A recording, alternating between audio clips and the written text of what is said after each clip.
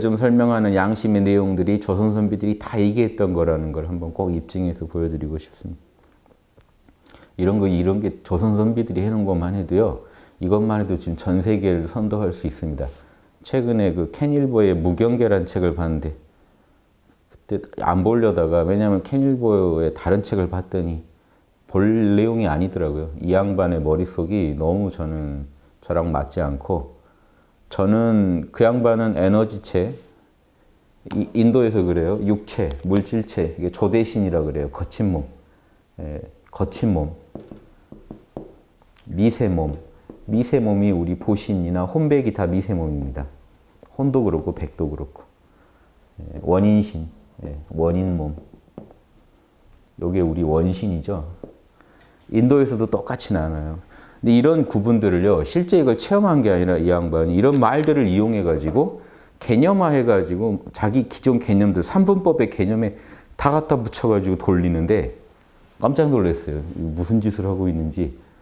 가장 최근에 나온 정리된 판을 보고 제가 경악했는데, 무경계란 책은 옛날 책 같아서, 그래서 이런 걸 좀 덜 할 때 책인 것 같아서 큰맘 먹고 봤는데, 조금 보니까 더는 못 볼 것 같아서 더 안 보려고 아마 이제 작정했는데, 왜냐하면 이 양반이 무경계는 절대계죠. 딱 이 양반 논리 간단. 무경계는 절대계. 그럼 여기는 이제 경계의 세계죠. 그럼 이제 인간들이 한 짓이 못된 짓이 경계극기다. 그래서 이거 이원성의 세계를 말해요. 이원성 초월. 경계 없는 세계, 경계 있는 세계. 이렇게 나눠가지고 경계를 나눈 세계들에 대해 설명을 하는데, 뭔가 좀 관점이 잘못되어 있는 게, 이분은 현상계도 경계를 나누면 안 된다는 입장인 거죠. 전제가. 무경계만이 진실이고 경계를 나눈 건 다 인간들이 억지로 쪼갰다는 거예요. 이렇게 접근해버리면 답이 안 나옵니다. 자꾸 대승불교 경전들까지 인용하는데, 대승불교 경전은 그걸 말하는 게 아니에요. 현상계를 만법이라고 부르는 건요, 10,000가지 경계가 나뉘어져 있기 때문에 그래요. 그 경계는 경계대로 소중히 해줘야 돼요. 그리고 경계를 초월한 세계는 초월한 세계대로. 그러면서 경계와 경계의 초월한 세계가 하나로 굴러가는 그 얘기를 해줘야 되는데, 자꾸 경계에 닿는 것에 대해서 죄악시하면서 얘기를 시작하는데, 그러면서 자기가 더 나눠요, 경계를. 어마어마하게 경계를 나눠요.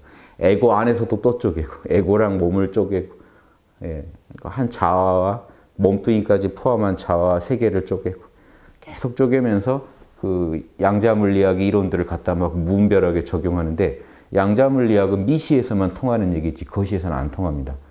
그러니까 이런 구분을 정확히, 그러니까 경계를 정확히 나눠주는 게 중요한데, 경계극기에 대한 되게 거부감을 가지고 있으면서 본인이 오히려 경계를 엄청 그어버리니까 못 감당하겠더라고요. 제가 따라갈 수가 없어요. 뭐냐면 도저히 납득이 안 되는 거죠. 저는 그런 식의 경계 구분법이. 그래서 이제 이런 게 지금 서양에서 자아초월 심리학이라고 해서 아주 유명한 이론들입니다. 대승불교나 기존에 너무 훌륭한 이론들 많아요. 조선 선비들이 해놓은 이론. 그런 이론들을 좀 공부했으면 좋겠어요. 서양에서 막 연구된다고 너무 따라가지 마시고요. 큰일 납니다. 왜냐하면 이분들은, 제가 이제 서양에 좀 도인들 있죠. 이 양반 말고 또 뭐 요즘 유명한 양반들을 책을 제가 구해서 읽어보면 뭔 문제점에 빠져 있냐면, 참나에 대한 체험들은 있어요. 그런데 그러니까 참나 체험 하나만 설명이 정확해요. 다 이분들은. 근데 이 참나를 가지고 이 세계를 해석하려고 할 때 심각한 오류에 빠져버리는 이유가, 참나 체험을 다 이분들이 누구 덕에 했냐면 다 마하리시나 인도 명상가들 덕에 한 거예요. 인도 명상가들의 고정관념을 그대로 갖고 있다고요. 서양 학자들은. 왜냐하면 내가 아무리 잘나도 인도의 그 성자들보다 더 잘한다고는 생각을 안 하거든요. 그러니까 인도 성자들 걸 깔고 있으니까 대승불교를 얘기한다고 해도 대승불교를 이해를 못해요. 무슨 말인지를. 심지어 제가 지난번에 영혼의 철학 강의했죠. 그 헉슬리라는 사람도 대승불교 이해를 끝내 못했어요. 헉슬리라는 책 보시면요, 결국에 우리가 어디에 도달해야 되느냐, 이원성을 초월한 열반에 들어가서 끝나야 된다는 거예요. 우리가 이원성을 나누고 있는 게 죄악이고, 이원성을 초월해서 열반과 하나가 되는 게 끝이라는 거예요. 그러니까 그 헉슬리 책 좋아해서 추천한 양반이 캔일버라.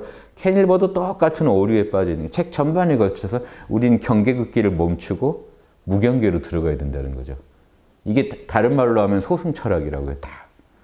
소승철학이 베이스에 깔려 있어요. 이원성을 쪼개는 건 다 죄악이다. 이원성을 초월해서 우린 열반에 들어가야 된다. 요게 전제를 하고 이제 얘기를 하니까 그러면서 대승불교 경전들 인용한단 말이죠. 그러면 대승불교 경전들이 얘기하는 걸 전혀 이해 못 하시는 거예요, 지금. 그게 혼재돼 있더라는 거죠. 서양학자들, 좀 뛰어나다는 분들, 그러니까 참나 체험 했다는 분들 그래도 인도 명상의 그 고정관념이 그대로 들어있더라는 거. 이분 말고도요. 아디아샨티인가? 뭐 이런 분들, 최근에 또 이런 분들은 다른 분들보다 더 나은 게 그분은 도덕성을 강조하더라고요. 그런데도 결국은 뭐냐면요. 우리가 참나를 체험하고 도덕성을 갖춰야만 참나에 들어앉아서 열반에 들어갈 수 있다는 구조예요. 결론이 다 열반에 있는 거예요, 뒤에. 왜냐하면 이분들 생각엔 지금 참나라는 게 너무 거대한 담론이고 참나를 알고 참나와 하나 되면 이 우주는 끝난다라는 정도의 그런 생각을 안 가질 수가 없는 거예요. 인도 명상가들로부터 이 도를 배우다 보니까. 이게 전제가 되니까 지금 동양에서는 진즉 그런 이론들은 문제가 있다는 걸 2000년 전부터 공격을 해가지고 세워놓은 이 학문들이 대승불교나 성리학적 이론들이요. 다 그런 소승 철학을 극복한 내용들이거든요. 그런 내용들에 대해서 오히려 더 관심 갖고 보시는 게 지금 서양 따라갈 게 아니라 서양을 가르칠 그 정도 수준의 내용이 있어요. 우리 선조들한테. 다 있어요. 원효나 진울이나 퇴계 율곡 이론을 연구하시면요. 지금 서양 학자들이 못 푸는 걸 풀 수가 있어요. 자아초월 심리학이라는 게 겨우 지금 어디까지 갔냐면 에고를 초월한 참나의 세계가 있다. 그 세계만 알면 모든 문제가 풀린다. 여기까지는 알았지. 지금 참나가 어떻게 생겼는지, 뭘 요구하는지, 참나와 함께 산다는 게 뭔지 이런 건 아직 요원합니다. 근데 그 내용을 다룬 게 대승불교나 유학이라고 해요. 제가 강의에서 다루는 모든 경전들이 얘기하는 게 그거예요. 좀 자신감 가지고 연구하세요. 지금 서양 거 지금 보면은 막 캐닐버 그러면 세계의 지성인이 하는데 제가 좀 모자라서 그런지 모르겠는데요. 도저히 저는 못 읽겠더라고요. 그래서 근데 저는 자명한 글 아니면 참 못 읽겠어요. 그래서 이게 이제 병이 돼서 저도 그런데 대승불교나 성리학 책을 펴면 제 눈이 밝아지고 마음이 시원해진단 말이죠. 꼭 저한테만 문제가 있는 게 아닐 거라는 생각이 있단 말이죠. 자명한 글 보면 반응하게 되는데 왜 반응이 안 되냔 말이죠. 너무 복잡하고 참나에 대해서 이제 갓 체험한 어떤 그런 정도 수준 가지고 참나를 재단하려고 하니까 이게 자기 체험에 비해 다루는 내용이 너무 커요, 개념이. 그래서 안 와닿는 겁니다. 체험이 넉넉한 채로 개념을 다루면 말을 어려운 얘기를 해도 시원하게 들리는데 자명하게 들리는데 체험은 요 정도인데 이 정도 개념을 다루려고 하면요. 이제 스스로 꼬여요, 말이 계속. 말에 힘도 없고. 이런 게 이제 서양 학자들의 좀 문제점입니다. 그래서 제 이런 얘기 하는 이유도 학당 강의 듣고 참나 좀 맛보신 분들이 이제 또 보면은 이제 또 캐닐버가 이대하더라 누가 이대하더라 하면서 자꾸 옆길로 빠지시는데 그 제가 지금 대승화엄경까지 왜 강의하고 있겠습니까? 그거보다 엄청난 길이 우리 안에 이미 있어서 그래요. 그래서 참나 체험하시는 거 다 좋은데 참나를 체험하려면 제대로 하시고 늘 수시로 지금도 또 참나 설명은 잘해요. 이 양반들도 참나 얘기까지는. 그래도 그게 참 어렵다는 얘기죠. 참나를 알아도. 제가 얘기하는 1급 정도의 참나 체험을 하는 거죠. 잘해도. 근데 거기서 1단 간다는 게 참 어려운 얘기예요. 참나와 함께 살아가는 법에 대해서 그런 지혜와 어떤 테크닉을 익힌다는 게요. 쉬운 얘기가 아니라는 거죠. 지금 그 정도 입구에 서서 마음대로 상상하는 게 맞질 않아요. 우주 돌아가는 원리랑. 그래서 그 어려운 건 아니고 제 강의 들으시면 다 거기 나오는 내용들이니까 제 강의 많이 들으시고 틈틈이 좀 외국 책도 한 번씩 보셔서 좀 중심을 잡고 보셔서 지금 뭐가 다르고 그래서 결론이 이렇게 달라졌구나 이런 것도 아시면 좋겠어요. 그리고 이렇게 가면 무슨 문제가 있겠구나 어떤 고정관념에 빠져서 이 얘기를 하고 있구나 이런 거를 읽어내시면 좋겠어요. 그러니까 저쪽에서 도덕성 얘기하고 많이 가도 결국은 도덕성을 얻으면 열반에 혹시 들라나 하는 기대로 도덕성을 얘기하고 있다는 거죠. 그게 아닌데 도덕성이 참나가 이 우주에서 영원히 시시각각 참나가 구현하고자 하는 건요, 도덕성입니다. 진선미. 진선미를 이 우주에 매 순간 표현하고 있는 거예요. 참나가 뭐가 아쉬워요? 참나는 아쉬운 자리가 아닙니다. 그 자리가 이 우주를 지금 매 순간 시시각각 창조하고 있고 표현하고 있잖아요. 여기서 뭘 드러내려고 하겠는가? 이걸 읽어내셔야 돼요. 나도 참나로 기어 들어가서 다시는 안 나와야지 이게 아니라 그 이원성을 초월한 경계가 없는 참나가 이 무한한 경계를 끊임없이 놔두고 있다는 건 뭘 의미하는가라는 걸 이해하셔야 돼요. 그럼 이 속에서 뭘 표현하고 싶은 건가? 참나는 예술가란 말이죠. 내면에 있는 영감과 이 지혜를요, 표현 안 하고 못 견디는 존재입니다. 그리고 표현하려면요, 이원성이 필요해요.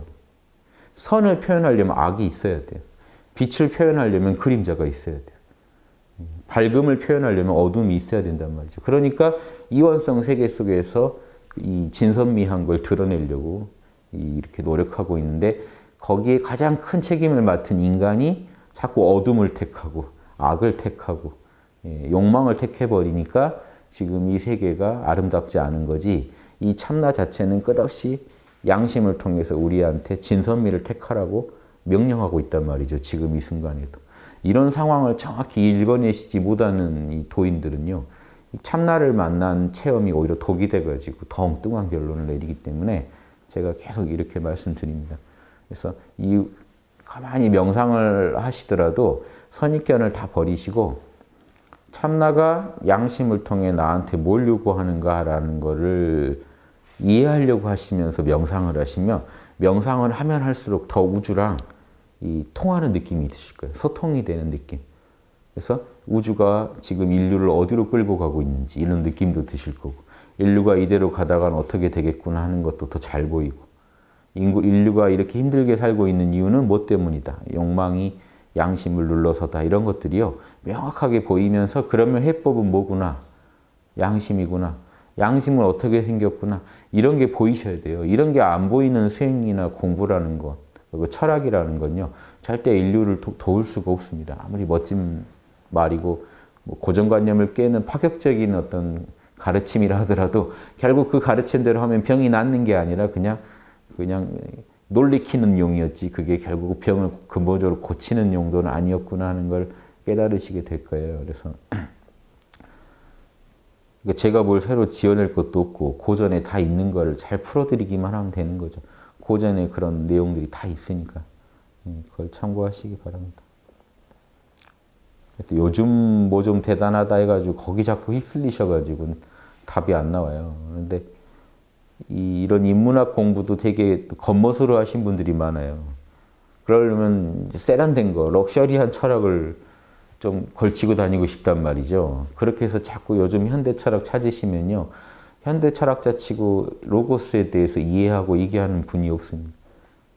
그래서 그게 문제예요. 그러면 뭔가 그럴싸하고 이 사회에 대해서 일반인이 못 보는 걸 보게 해주기까지는 하는데 이게 로고스적인 안목에서 본 게 아니기 때문에 그 말을 따라가다가는 또 문제가 생긴다는 거죠. 저는 아무튼 이 얘기만 계속 할 거니까요.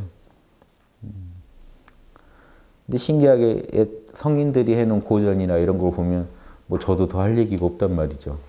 여기 로고스 설명 참 잘했구나 하는 느낌만 들지. 요즘 왜 요즘 분들 얘기들을 들으면 왜 그 느낌이 안 드는지 뭐 저도 안타깝죠. 단순히 제가 옛날 걸 좋아해서 이러는 게 아닐 텐데요. 자연에 있는 경계를 읽어내는 게 로고스예요. 그러니까 경계 긋는 걸 두려워하시면 안 되고, 지금 요 눈앞에 보이는 것만 해도 경계가 천만 가지죠. 자연은 이걸 다 정확한 질서에 의해서 만들고 있는 거예요. 정확하게 설명할 걸 찾아야 되는데 인간이 마음대로 경계를 긋고 있다 이런 식으로 접근해 버리면 답이 안 나옵니다. 그럼 무경계로만 들어가야 되는데, 우리 학당도 잘해요. 그거 몰라가 무경계거든요. 자꾸 몰라만 하고 있으면 인생 문제가 풀립니까? 그 복잡다단한 컴퓨터가 고쳐집니까? 안 고쳐지거든요. 그래서 이 현상계와 절대계의 이 합일이라는 거는 복잡한 현상계를 읽어낼 수 있을 때 합일했다고 말하는 거지, 복잡한 거 내려놔 버리고 무경계다 하고 내려놓고 있다고 해서 풀리는 게 아닙니다. 그것도 좀 잘 생각해 보시고요. 노노 우리가 보는 이유도 그렇죠. 노노도 복잡다단한 현실을요, 어떤 원리를 적용해서 풀면 풀리는지 그거 알고 싶어서 우리가 논어를 읽는 거예요. 그러면 기가 막히게 경계들을 잘 설명하고 각각의 경계에 맞는 처방을 제시한단 말이죠. 이게 기가 막힌 거고 이게 우주를 일거리는 겁니다. 잘 생각해 보십시오.